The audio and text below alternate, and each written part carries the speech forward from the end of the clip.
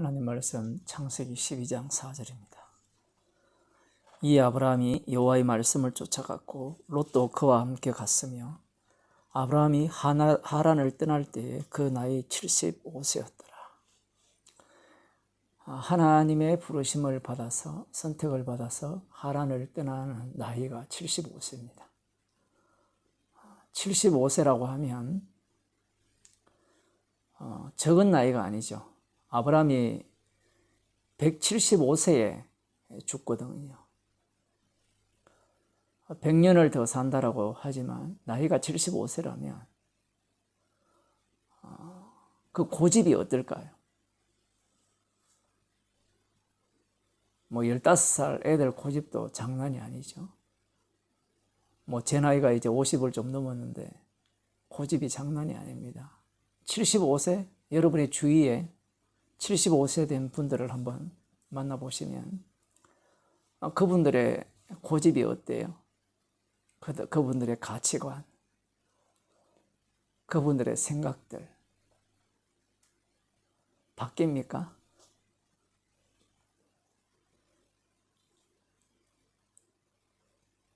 (75세가) 되어서 하나님의 부르심을 받아서 자기의 본토 친척 아비 집을 떠나서 간다는 것은 불가능한 일이죠. 그런데 불가능도 가능하게 하는 경우가 있어요.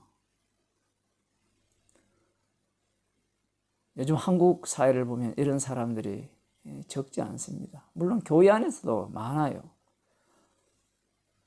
나이가 많다 하지만 주님의 재림을 기다리면서 천국 백성이 되기를 소원하면서 부지런히 열심을 내는 사람들이 굉장히 많습니다. 광화문에 모이는 사람들 중 아마 대다수가 교회 다니는 사람이거든요. 제가 알기로는. 그 나이 많으신 분들이 그 목사의 설교를 듣고 재산도 바치고 많은 돈을 헌금을 하고 그렇게 하죠. 머리 좋고 계산 빠른 젊은이들이야 그런 일을 하겠습니까만은 그 설교자의 설교, 지금 감옥에 가 있는데 그 사람의 설교의 내용이 하나님의 뜻에 부합한 내용이라 이렇게 생각하기 때문에 특히 오늘 본문에 보면 아브라함이 여호와 하나님의 부르심을 받고 75세가 되었음에도 불구하고 그 본토 친척 아비 집을 떠나서 이제 하나님이 약속하신 약속의 땅으로 가는 모습을 볼 때 이런 본문들이 그런 사람을 후리기에 아주 적절한 본문이죠. 복음이라는 것이 그래요. 복음을 모를 때는 그러한 어떤 열정과 헌신과 희생을 보입니다. 그러나 복음을 아는 순간 그 모든 것들이 죄임을 알기 때문에 더 이상 그런 어리석은 짓을 안 하는 경우가 발생을 해요. 그렇게 하는 것이나 그렇게 안 하는 짓이나 똑같은 짓인데 복음이 아닌데 왜 그렇게 그들은 그 열심을 낼까? 이 아브라함이 여호와의 부르심을 받고 본토 친척 아비 집을 떠났잖아요. 이 떠남이 과연 순수한 떠남인가? 안 그러면 아브라함의 그 욕망이 깔려 있느냐? 여기에 대해서 먼저 생각을 해야 됩니다. 아브라함이 순수하게 부르심을 받고 떠났다. 있을 수가 없습니다. 왜냐하면 아브라함은 사람의 아들들이기 때문에. 아브라함의 이름을 창대케 하리라는 이 약속, 복의 근원이 될 것이라는 그 약속, 너로 인하여 온 땅이 복을 받을 것이라는 그 약속, 그 약속을 믿고 적시 하나님의 말씀을 따라 이제 자기 본토 친척 아비 집을 떠난 겁니다. 그 예수님의 제자들도 마찬가지죠. 예수님께서 제자들을 부르십니다. 그 마태복음 4장 18절 20에서 20절을 보면 베드로와 안드레, 고기를 잡는 베드로와 안드레를 부르실 때 예수님께서 이런 말씀을 하십니다. 내가 사람을 낚는 어부가 되게 하리라. 그러자 이들이 그물을 버려두고 예수님을 따라 나섰습니다. 굉장한 믿음인 것 같죠. 예수님께서 부르셨으니까 그들이 그 부르심에 기꺼이 순전한 마음으로 이렇게 모든 것을 버리고 주님을 쫓았다라고 생각하지만 예수님의 부르심과 그들이 그 부르심에 응답하여서 따르고자 하는 그 마음은 완전히 이 맞은편에서 오는 열차와 같이 부딪히는 그러한 어떤 정반대의 목적을 갖고 있음을 나중에 그 실체가 드러나게 되는 겁니다. 아브라함도 마찬가지예요. 75세가 되어 본토 친척 아비 집을 떠났다는 것은 얼마든지 가능한 일입니다. 제가 불가능한 일이라고 말씀을 드린 이유가 무엇인가 하면 불가능한 일이기도 하고 가능한 일이기도 한 거예요. 그래서 가능하다고 하는 자들에게는 제가 불가능하다고 말씀드릴 거고 불가능하다고 하는 자들에게는 제가 가능하다고 말씀드릴 겁니다. 왜 이렇게 말씀을 드려야 되는가 하면 말씀 자체는 죄를 고발하는 거기 때문에 그래요.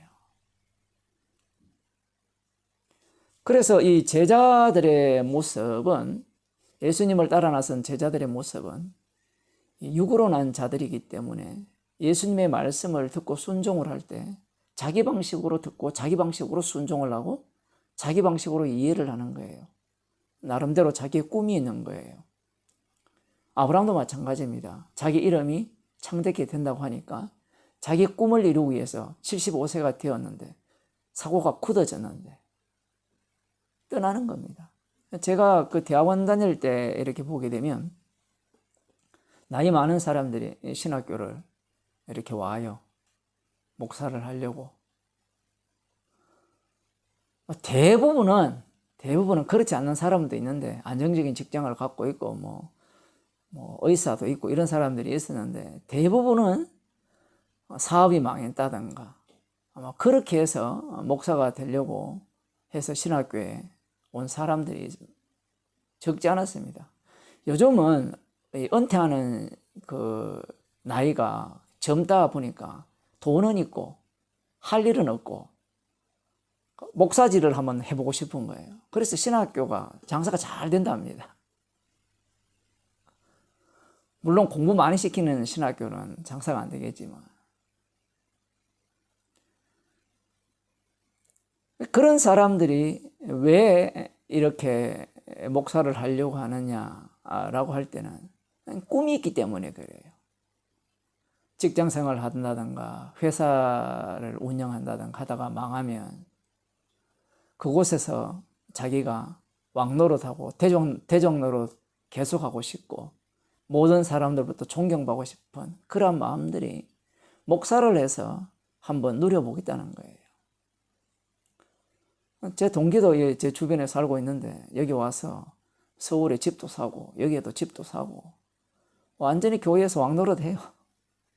교인들하고 상대도 안 합니다. 그 윗대가리들만 하고 상대가 하고 그런 노릇을 하고 싶은 거예요.